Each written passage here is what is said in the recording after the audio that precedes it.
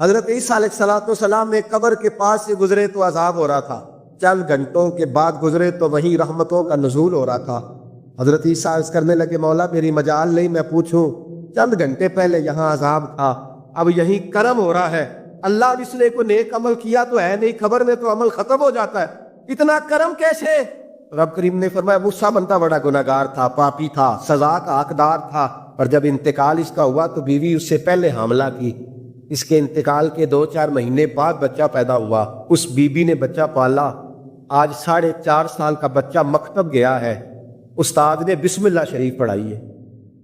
اس کے بچے نے توتلی زبان پہ کہا بسم اللہ الرحمن الرحیم، تو مجھے حیا آئی ہے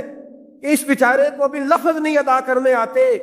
زمین پر بیٹھ کر یہ توتلی زبان سے مجھے رحمان اور رحیم کہے اور میں اس کے باپ کو سزا دوں۔ بس بچے نے ایک دفعہ بسم اللہ پڑھی ہے، میں نے باپ کے سارے گناہ معاف فرما دیے۔